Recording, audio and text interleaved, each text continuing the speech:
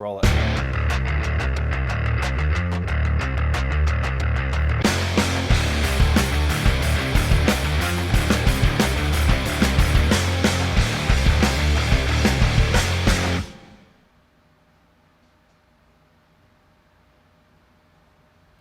Welcome to Inside Sim Racing. This week Inside Sim Racing, August 12th edition. I'm Darin Nie here with my co-host John Sabol.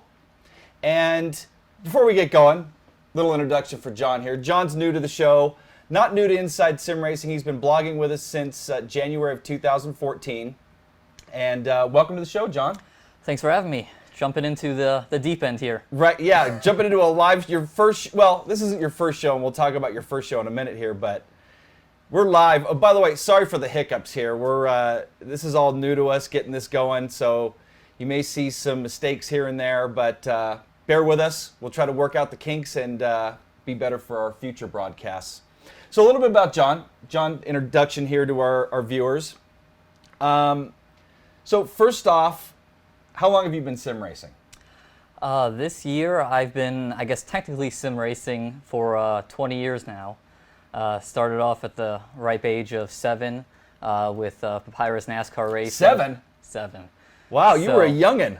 I was, Making me feel old. But yeah, Dad got me a flight joystick and used it racing the stock cars around Daytona. I used to do that all the time.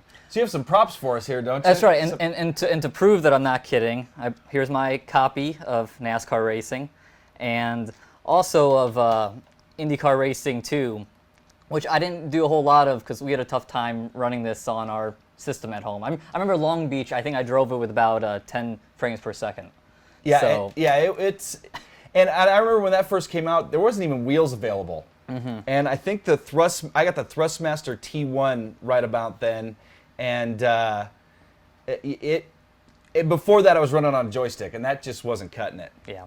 So it was good to finally get a wheel and pedal set. So anyway, back to you. Hey, by the way, if you have any questions for us, we're going to try to get to you here on YouTube, or questions for John. Feel free to throw them in the comments here on YouTube, and we'll try to get to them as soon as we can. Please be gentle. Yes, please. Sorry, here we're going to take down our lower third for you guys. So, more questions for John. So you've been sim racing since you were 7. What are you currently sim racing? I would say since 2008, it's been primarily iRacing. I was there, one of the early ones. I was a big NASCAR race in 2003, I guess, fan. Raced that for about 2.5 years until iRacing showed up. Also did some R-Factor and some GTR2 back then. And yeah, I say primarily iRacing. Then in the last year and a half, we've had this influx of new titles. And, Assetto Corsa, I definitely been doing a lot more of GameStop Car Extreme. And recently checking out Project Cars and Dirt Rally. And Forza 5 for the first time? Forza 5, Some of you may say, that's not a sim. Well, it's close, but you had never tried it before coming here. Correct, yeah, and those are my first experience on the next-gen consoles and seeing how those games run. So if you're wondering, John's going to be a part of the show regularly now, and I'm really excited to have him here. Hopefully you guys are as well, but he's going to make a great addition to the team, and again, I'm really excited to have him. So what's your favorite sim currently? Having a sim outdo iRacing for me would be probably pretty hard. I just like the system. Really like multiplayer. For years, like NASCAR Racing 2003, I never did online racing. I think I did it once. And then I got into the iRacing. I really like racing people online. So talk about jumping into the deep end. Yeah. You went from not really racing NASCAR 2003 to racing iRacing online, and that's a big step. Yeah, racing AI to real people. Yeah, it was stressful, and I remember even more stressful in college on a bad internet connection. I can't imagine that connection's that great. No, sucking up all the bandwidth. When you got 5 guys sharing internet, it's not going to be great. That can create some problems. Yeah. Okay, so, and by the way, I saw somebody got audio. Venja's in our chat room here. Oh, nice. So it sounds like you had no audio there for a little bit, but it looks like everything's okay. If you've got Problems, let us know. We're going to try to correct them. Again, this is our first live show, so we'll hopefully fix things. So, back to you, John. Your rig. Why don't we tell these guys what you're running? And we got some video of your rig. Let's go ahead and pull that up. I've been running the Abuto Ozone for about 4 years now. I did this build back in 2011 and triple screens and built my computer then. So starting to get a little bit of age on it. So you built your own computer? Yep. Is that your first time doing that? That's my second time doing it. Okay. So it's pretty easy, isn't it? Yeah, it really is. Like, I couldn't believe when I built my first computer how few things you're buying. I mean, pretty much you're seeing the whole list on the screen there of what you need. Actually, we're seeing images of the inside of your PC right now too. Yep. Yeah, it is, and it's gotten a lot easier over the years configuring them through Windows. It used to be kind of a pain in the ass, but it's definitely gotten a lot more user friendly. So actually, we got a question. Who is your favorite F1 driver? You a fan of F1? Yeah, I watch Formula One every week. Formula One, I'm not. Not every week. Well, every week it's on. Every week it's on. That's right. Yeah, I would say I'm a pretty big Raikkonen fan, even though it looks like. I like Kimi too. Even though it looks like it's probably gonna get sacked by the end of the year by Ferrari. Yeah, but, it's looking that way too. But I do like Kimi. But yeah, I really watch it just. I want to see good racing. So. Yeah, and I gotta say, Formula One really, the racing hasn't been the greatest. I mean, it's basically been the Mercedes show the last 2 years, and that's kind of what's kind of a bummer about F1 is that it's not very exciting. I mean, Mercedes pulls away, and I guess Mercedes was it at Monza? Was that one of the last races where, or no? Oh, Hungary. Hungary, where Vettel won. Yep, that was a good race. I was thinking Italian Ferrari. Anyway, Vettel won, and it was because the Mercedes broke down or they had some issues. Yeah, they had some issues, and that was just a wild race. That race is what you would hope all the races would be, which is kind of why I'm also being from the Midwest, pretty big IndyCar fan. And the IndyCar races every race is like that. It's completely unpredictable. There's been a lot of great races this season in IndyCar. And like you said, it's been unpredictable, which has really made it exciting. Trying to get our chat room. Here we go. I can see it now. There it is. All right, so real world. So they just asked who your favorite F1 driver was. What do you like to watch the most? And you just mentioned Indy. Yep. And I know you're a NASCAR fan too. Yeah, I mean, I got into racing, sim racing. It all kind of happened around that 95. My first racing experience was the 1995 Indy 500 bump day. Okay. And sitting up there in the Turn 4 grandstands. And since then, yeah, IndyCar, NASCAR. Formula One, I probably got into about 2004-ish. Sports car? Sports car, yeah. I was watching a sports car race over the weekend, and yeah, I like to watch the WEC and the Tudor sports cars here. I love V8 supercars when I can catch that or find it on YouTube somewhere. Right. So you pretty much like all forms of racing. I do. So as you can see, John's a perfect fit for Inside Sim Racing here, and again, it's great to have him here. So why don't we transition to the show now and talk a little bit about what we're going to be doing here. So we plan on this show live every Wednesday, 4 o'clock on the Pacific Coast or West Coast, 7 o'clock Eastern Time. If we get enough interest from European viewers, we'll do maybe alternate back and forth between a European time and a time that's more friendly to North America. Yep. But we're going to do this again every week. We're going to have the audio available on iTunes. Still got to get that set up. Working on that. Yeah. We also are going to have it, I think SoundCloud is a site that I just got set up for. So we're going to have this available in a bunch of different areas. And you're going to be able to watch it here on YouTube on demand. So if you missed the live show, you'll be able to tune in anytime to watch it. So now let's go back to your first on-camera appearance for Inside Sim Racing. And actually, we got some footage of it here. And you may have seen the video, John driving some rallycross in Dirt Rally. And you kicked some ass, man. You did some, and this is your first time driving anything rally related.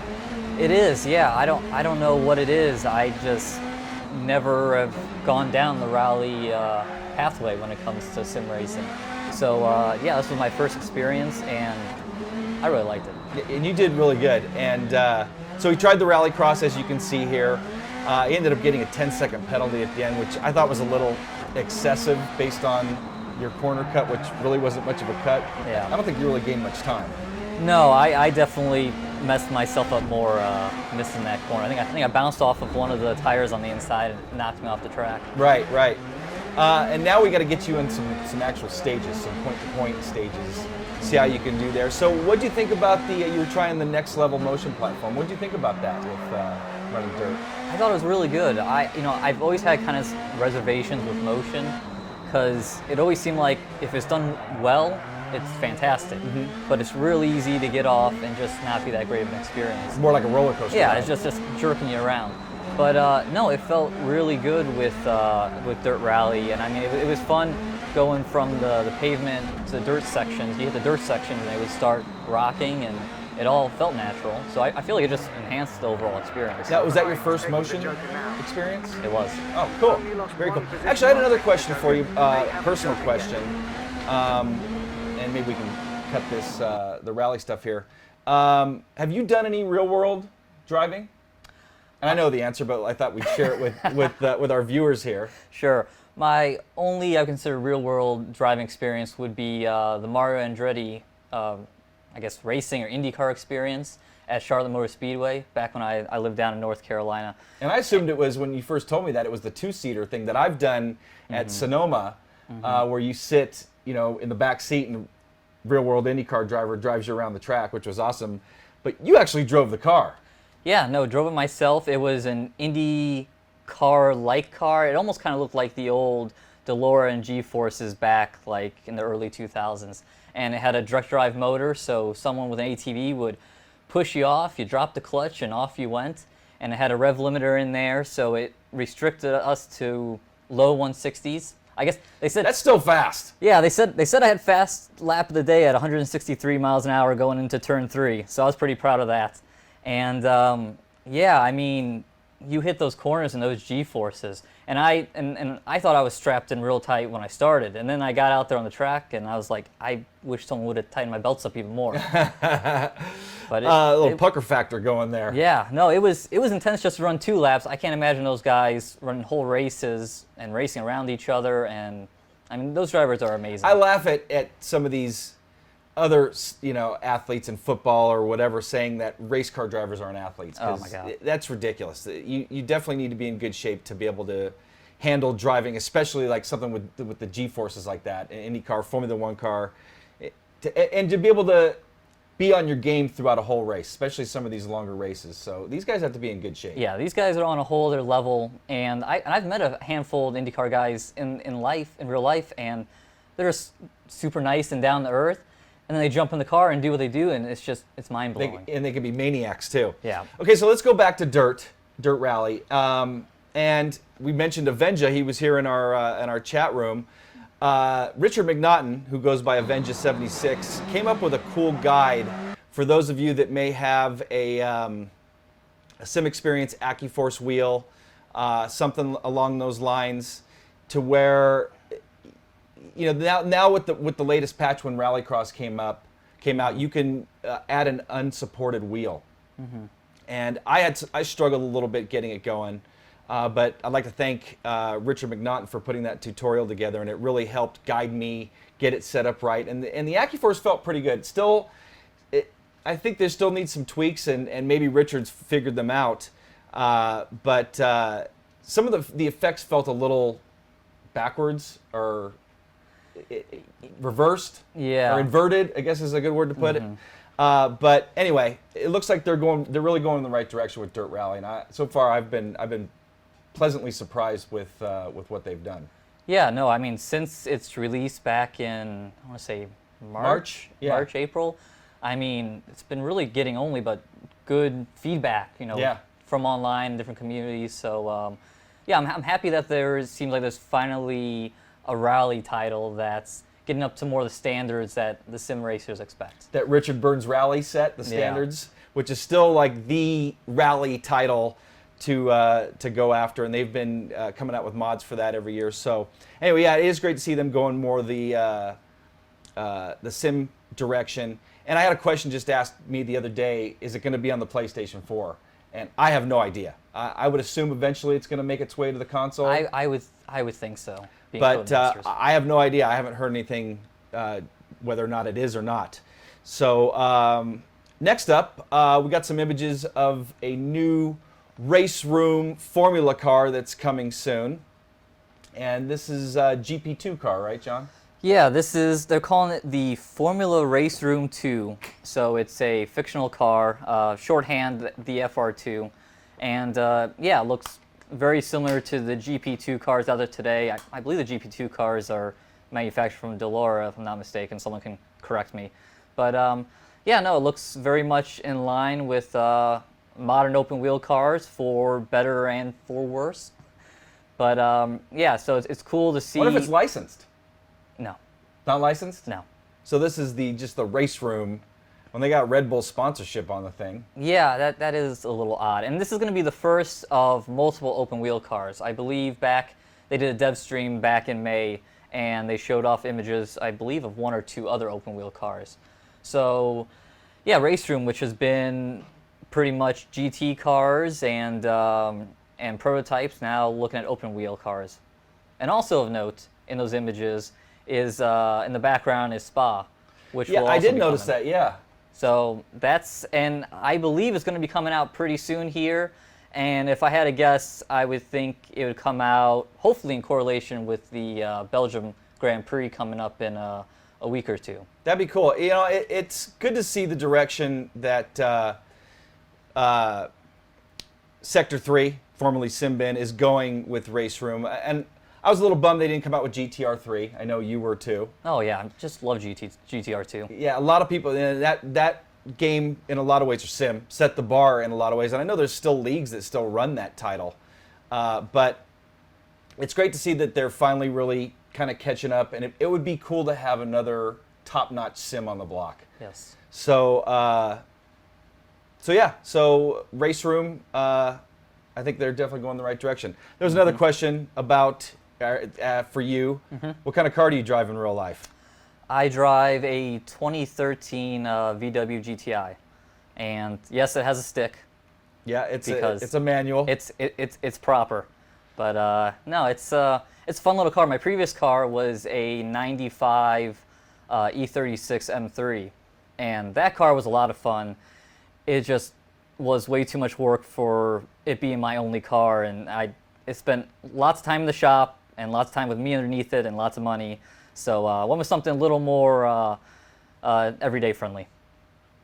And you know what? You need that nowadays too, especially with gas prices going up and down. Actually, I heard they're coming down. We don't need to talk about that though. Next up, we got some news from Gamescom, and our good buddy Andreas Nie was back on the scene to get some footage for us there, and he did a Forza recap for us. Got some Thrustmaster interview, a Logitech interview, and also checked out a title called Racecraft, which looks kind of interesting. It's a sandbox title, so we'll have that footage coming up for you soon. But so speaking of Andreas, so he had a recap of Forza 6. We're going to talk a little bit about Forza 6 here. And before we get to that, we're going to run the trailer that they just showed for Gamescom. Check that out. We'll discuss some of that and then talk about some other stuff. So let's let's fire it up. Yeah, let's roll that that trailer.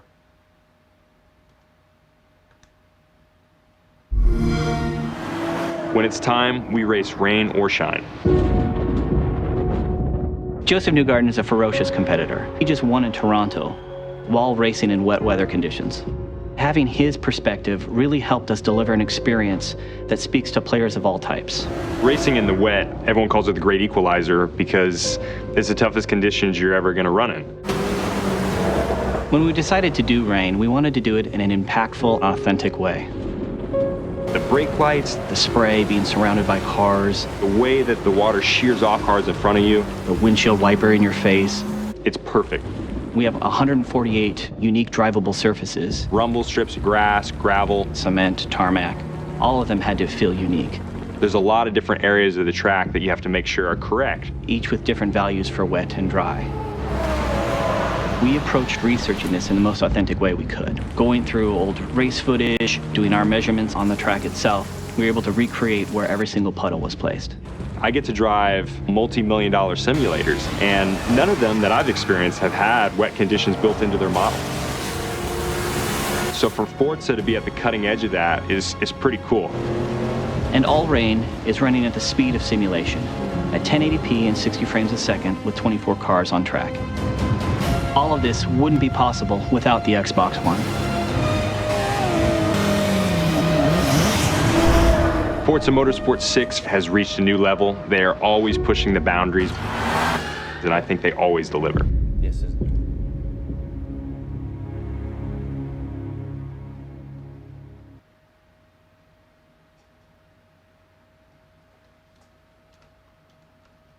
All right, so as you see, they're coming September 15th, and that rain looks pretty amazing. It does. Yeah, and I tried it at, I was going to say I drived it and I tried it. So that was, I dried it. I tried it at E3, and it was probably one of the most intense rain. The puddles were just intense. Mm-hmm. When you went through the puddles, you seriously hydroplaned and pretty much lost control of the car, especially if they were deep puddles. One of the things I would have liked to have seen them do is do dynamic, to where the puddles may dry out over the course of the race, but that's not the case. So, but they said that they've gone to great lengths to recreate those puddles in the same spots that they would be. So we saw some footage of Brands Hatch. Mm-hmm. I heard they've got like 500 puddles at Nordschleife. Did I pronounce that right, guys? Nordschleife? I think close enough. Well, how do you pronounce it? Nordschleife? So Yeah. who got closer? Tomato. Yeah, exactly. So anyway, some other thing that's coming that sounds really cool is the league stuff. Yeah, they're pretty much Forza's going to be adopting almost kind of like an iRacing type system, where every week there's going to be set times for races that you can go on and race in. That's going to be known as the league. And then within those races, you're going to get two ratings essentially. One's going to be on how well you finish. Another one's going to be on how much of a mess you're causing out there. Right. So very similar to the iRacing, iRating, and safety rating system, which is fantastic. You know, even before they announced this, I was kind of complaining to you. It's like I wish more titles would go and just somewhat copy an iRacing system, because I think it works really well for online racing. Yeah, I think the logistics of it and cost can prohibit some of these smaller development teams. Sure. You know, iRacing had some pretty big backing when they started with John Henry, and then they got the subscription base. And a lot of people complain about the subscription base in iRacing, and a lot of that is because it's, they got to pay for these servers and all the data going back and forth, and and that's not free. So. So anyway, yeah, I think it's great. Back to Forza 6. I think it's great that they're implementing something like that. It's going to be fun to see. I would love to see Forza 6 on the PC. I think it'd be a great title to make the transition. Yeah, no, that would be really cool. You know what I'm also interested to see is, supposedly you can play Xbox One games, through Windows 10 on a PC. Correct. So are you going to be able to hook up your wheel and pedal set on the PC and drive Forza? So that I'm curious how that's all going to work out. Are you going to be able to do something like that? I would think there's going to be too much lag or latency with a setup like that. I would think so, but I caught a little bit of Microsoft's keynote back when they announced that, and they were pretty big on that. It's going to run smoothly, and yeah, does that open you up to peripherals that aren't compatible with Xbox One? Yeah, but are with that'd your be really PC? cool. That would be kind of cool. So some other things, why don't we roll that footage? Andreas got us some other footage of that triple screen rig running Forza 6, and something that he found out at E3 was, is that going to be available to the public? And from what I understand, it's not, because these are just dev kits, development kits. I would imagine with the motion and everything, they also had a PC hooked up somehow. But it was cool. I tried this again. I tried this rig at E3, and it was really amazing that all of that was coming out of a console title. But they're saying that is not going to be available like it was with Forza 6 or not Forza 6. This is Forza 6 with Forza 4, Forza 3, Gran Turismo 5 and 6, where you need 3 consoles, 3 versions of the game, and then you can run in triple screen. So Yeah. anyway, Don't see too many people going down that pathway. So B Sweet saying, actually, John watches your streams, B Sweet. I do. I appreciate them very much. He's saying Steam's in-home streaming is actually pretty good. So, and we actually on accident had that set up the other day. I was controlling another PC over here that John was on, and I'm like, why is my mouse working over there? It's because we had that in-home streaming going, and so yeah, we're gonna have to give that a try. Mm-hmm. And again, that's not going to be compatible. Something else that you were really impressed about with Forza 6 was the track list that they got coming up. That is an impressive track list. 26 different locations, and they've added a lot of new tracks. Actually, I don't know, was it 5 or 6 new tracks? Redid a few, but that's an impressive track list. Yeah, I mean, I'm really hard-pressed to see any track around the world that I'm really missing. I mean, to have a Monaco would be nice. Of course, what that would be like online racing would just... That'd be crazy. That'd almost be silly. Well, you can find out in F1 2015 and, or pretty much any of the versions of F1, get a good group of guys together, or girls, and do a race like that. That'd be kind of fun and run in Monaco. But that would be a tough track to race at. Yeah. But no, I think Forza did a really great job with this track list.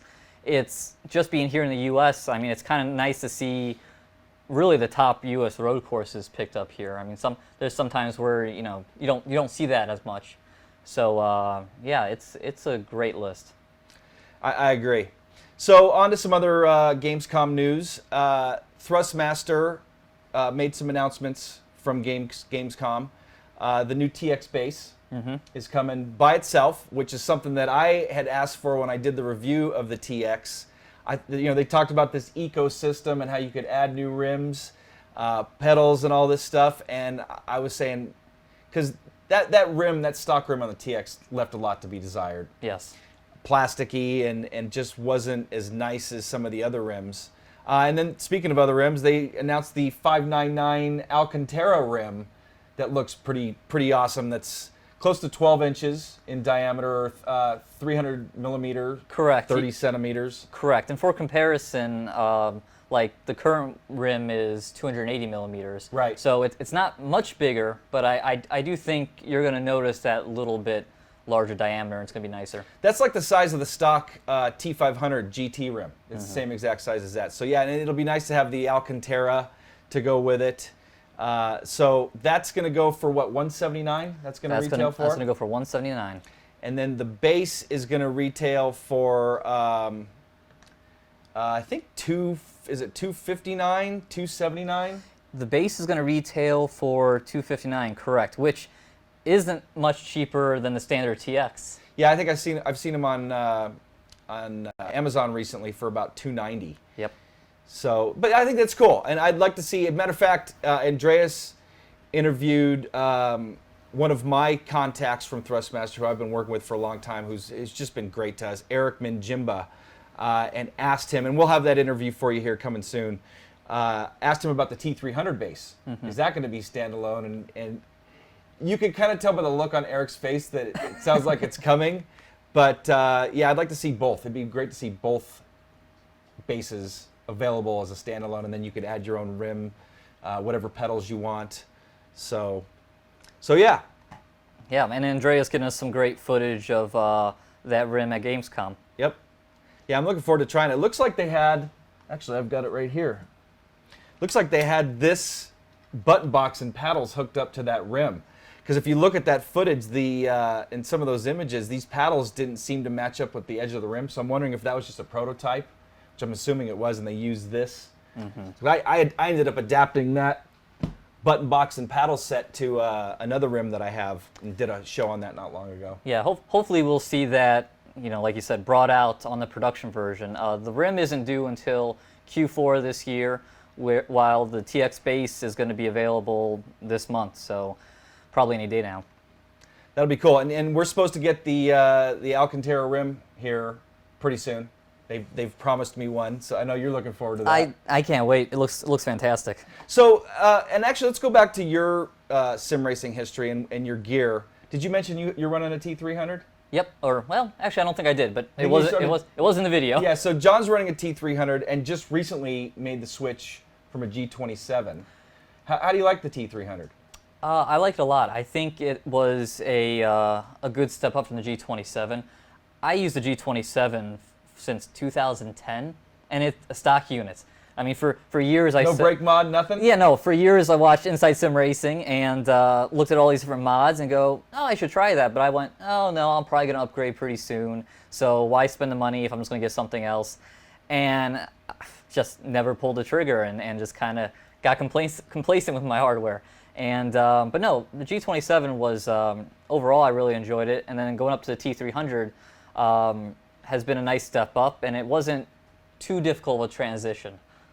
Someone just asked, Steve Smith just asked, AccuForce wheel update video, how's it working for you?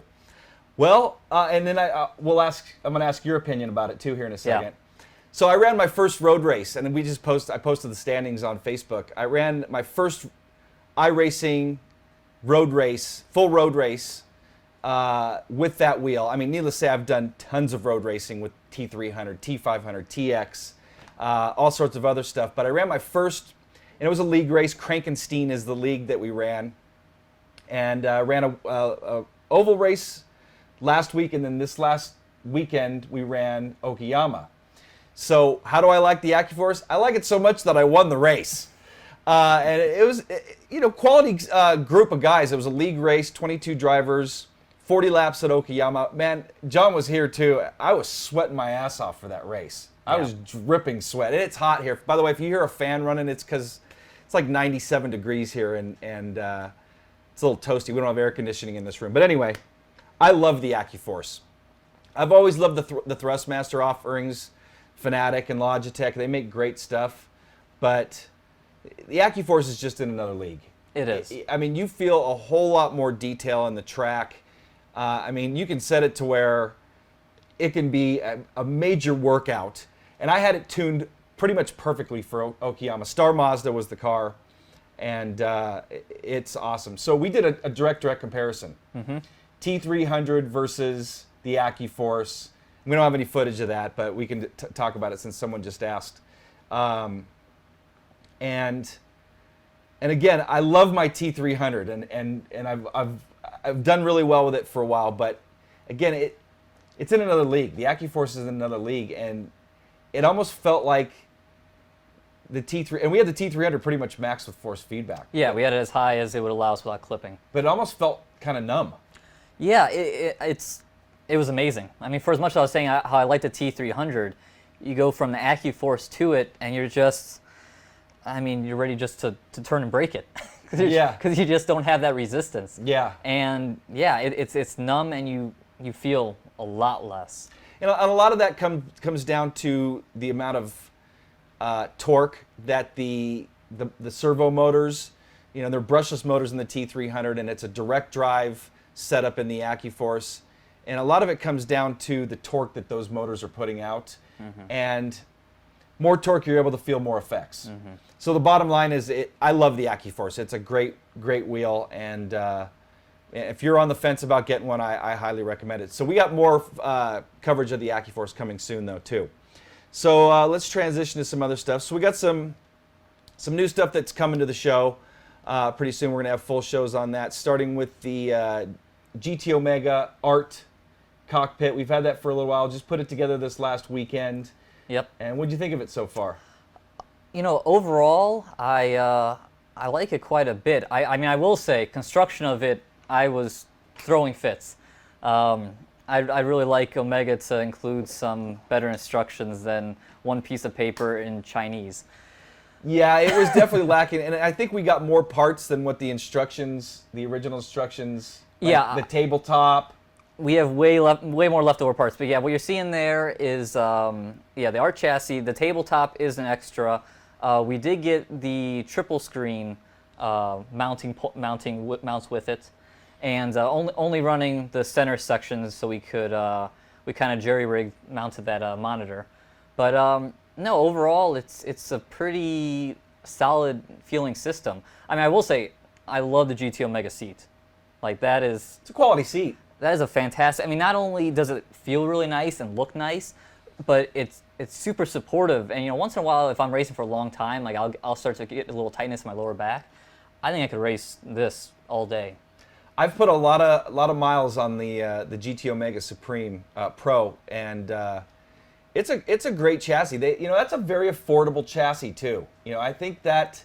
Yeah, it starts off at $450. Okay. So, and then the triple screen right now is another $120 ish.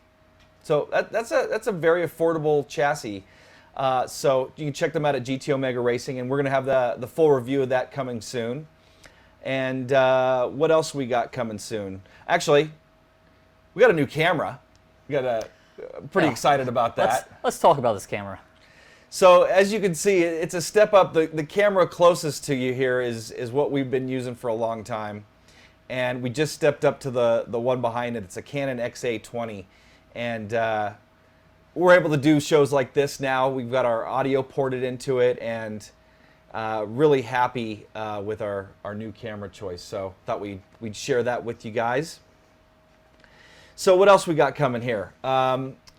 We're going to be reviewing a gaming vest called the KOR-FX, and we got a little, it was a Kickstarter program that they had going. Yeah, about this time a year ago, they had a Kickstarter campaign, and they got a nice little trailer that we're going to run, so you guys can see what it's all about. Yeah, so if you're not familiar with it, here it is. KOR-FX is the immersive gaming vest.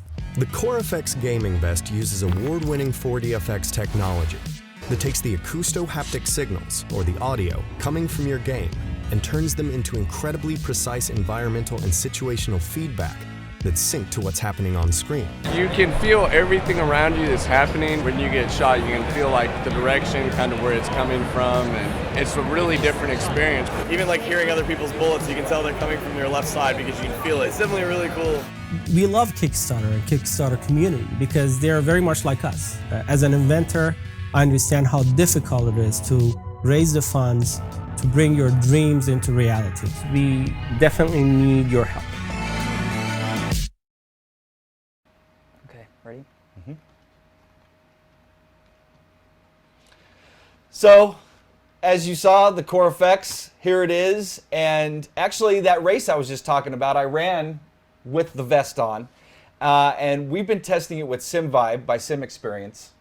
Because basically there's transducers in here. I honestly haven't watched that Kickstarter video, so I'm not sure what they were talking about. But there's basically two little transducers here in the vest that basically vibrate against your chest. Exactly. And it took us a little while to get it dialed in because, on my chassis I'm running two different transducers with amplifiers, and so the signal coming out of the PC doesn't require as much output to make those transducers kick. This, you really got to get it dialed in to get it to work right. It's wireless.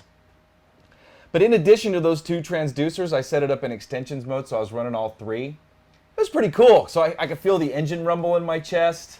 You've tried it too. We've only tried it with SimVibe, and I tried it with some music, so that doesn't really count. But. Yeah, we still need to give it a try on my rig, where it'll run just off the amount of sound that's coming out. Yep. But yeah, I mean, when I first tried it, I was kind of like, a little bit kind of like, oh, okay. I mean, it didn't, I felt it vibrating, but I didn't know if it really added to the experience. But we did some more tweaking in SimVibe and got a few settings dialed in, and it actually was starting to feel pretty good. And I do think it enhances the experience.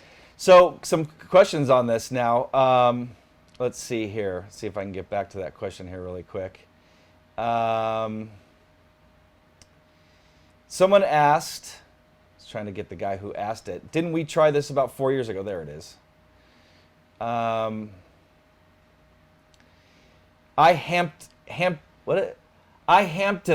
Hamptony. Sorry about that. I'm sure you got a kind of an odd name there. So yeah, didn't you try this prototype about 4 years ago? Yes, we did. If you search our channel for KOR-FX, we even interviewed Shahryar Afshar, the inventor of it, and we did try the prototype. It was just like a like a little necklace that you ran that had the transducers in it. And then Liam's Garage said probably best for shooters, and I'd have to agree. Actually, I have Far Cry 4 on the PS4. I want to try it with that, see how it feels. So we're gonna try it with all sorts of stuff, and we're gonna be reviewing this very soon. How about a G-Force simulation vest? Jean-Francois Champagne asks. That'd be pretty cool. Actually, there's the G-Seat from, I keep mentioning Sim Experience. Yeah. The G-Seat, the GS4 G-Seat is like a G-Force seat. So, so anyway, yeah, we'll be doing a full review on it. It retails for about $150 normally, but it's on sale right now. The vest for I think $135 summer sale. So you can check them out at I think it's KOR-FX.com. So gonna kind of start winding down here. We're gonna be a little more active on Twitter, and John's taking over that role. John wants to be tweeting, and so check us out on twitter.com/Inside Sim Racing. As a matter of fact, we got links to all of our social media stuff here in the description of the show. We'd appreciate it if you subscribe to us here on YouTube, like us on Facebook, follow us on Twitter. We're going to be doing a lot more stuff there. Yeah, we definitely have pretty good interaction on Facebook, but yeah, if any of you guys are feeling a little left out on Twitter, we'll definitely hear you guys, and if you have any questions, we'll get back to you or pose it in one of these live shows or a different show. Funny, I just saw a comment, blah, blah, blah, wheels, racing, blah, blah, blah. I want to know what happened to Jessica Lopez. As a matter of fact, Jessica and I still stay in touch, and I just got an email from her today. And Jessica is studying to be a teacher now, and she's doing great, just got married recently. Sorry, everyone. Yeah, sorry for all you guys that were hoping to have a chance at Jessica. But Jessica got married, and I got to say I miss having her. Not that I'm not happy with John. John's a great co-host. But I mean, she's much prettier than me. Yeah, no offense, but yeah, she is. I miss having Jessica on the show and just interacting with her. Jessica and I were great friends, and are still great friends. And she even talked about coming up here with her husband to go out on the lake with us in the boat. So anyway, we're fielding some questions here, and there's a question that I just saw about Jessica, or comment, I should say. So let's see if I can find out see if I have any other questions that you guys asked. If you guys have any other questions, go ahead and throw them in the comments, and we'll try to get to them here before we go. Someone, no! Yeah, she's married. Sorry, guys. What else do we got here before we go? Oh, so again, we're going to be doing the show live every Wednesday. At least we're going to try to. I mean, we may miss a week or two here and there. Sure. I was even thinking if we can't be here live, we can do a pre-recorded show and just running at the same time. Yeah, I think like over Christmas time and stuff like that. Yeah. Probably some pre-recorded shows. Yep. Question, will you guys review the 599X? Yeah, the new Alcantara wheel for the Thrustmaster? Absolutely. Some other stuff we got coming soon too. We're going to be doing a comparison of the Thrustmaster T300 to the G29, the Logitech G29, comparing those two side by side, maybe even throw the G27 into that comparison. Yeah, I think that's going to be a really interesting three-way review. Yeah, and a lot of people have been asking about that. Have you guys heard about KartCraft on Steam Greenlight? Absolutely. As a matter of fact, I was hoping that Andreas would check out KartCraft at Gamescom, and he missed it. By the way, I didn't mention, Andreas got married. Congratulations to Andreas Nie, who's now married, just got married last week before Gamescom, and man, that dude's a trooper. He went from his honeymoon to Gamescom. Yes. Thanks to the missus for us. Yes, yes. Thank you, Mrs. Nie, actually, he was saying he took her name. I guess, I don't know if that's common in Germany or Europe in general, but so he's now Andreas Nie, I think is Frohlich. And Andreas, I'm sorry if I got that wrong. Actually, this vest is getting me hot. There's something about the vest, and part of the reason why I was sweating my ass off in that race, it gets a little warm. You start sweating here a little bit. So, love to see you guys do more Let's Plays. We're gonna, Forza 6 is coming out, so we're gonna be doing lots of Let's Drives with that when that comes out. And with John here now, we're gonna just be doing more drives in general. We're probably gonna bring Test Drive Tuesday back. So we're gonna start doing our regular test drives, and hopefully we'll have them on Tuesday. And again, we've got the review of the art rig, the KOR-FX coming. What else do we got? We got, we're going to probably revisit Project Cars, F1 2015.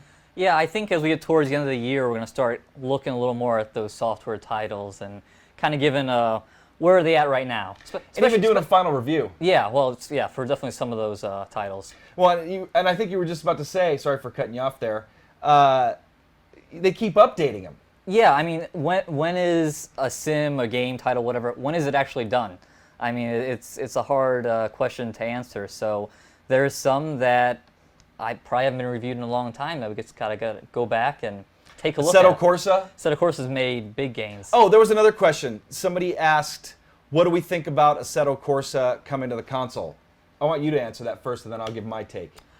I mean, I'm excited about it. I think it's for the best of Kunos, and I mean, is it gonna take away a little bit from the PC effort? I have to imagine to some degree. I mean, you still have to have meetings, interact, and work on that kind of stuff. But for the grand scheme of things, I think it's gonna be a better title on the console and on the PC, and it's consoleizing it. We'll get rid of some of the. I like that. The consoleizing it. Yeah, that's right. We'll get making up words. Well, I'll get rid of some of the PC headaches that sometimes I feel like we just kind of accept to put up with. Yeah. I'll give you my take in a second. Jean-Francois, and great name. He actually sent us a brake mod for the T500. I think it's you, John. Correct me if I'm wrong, but I think John is selling a brake mod for the T500 pedals that didn't come with the conical brake mod. So he has sourced the parts, has his own conical brake mod, and yes, we will be reviewing that soon. I apologize for not saying that, but I've got that in my my closet of goodies. We have such a backlog of things to review. It's amazing. We do. So back to the Assetto Corsa console. I think I'll pretty much echo what John said. I think it's awesome for Kunos. It's going to infuse more revenue into their development team. It's going to diversify them, on the console and the PC.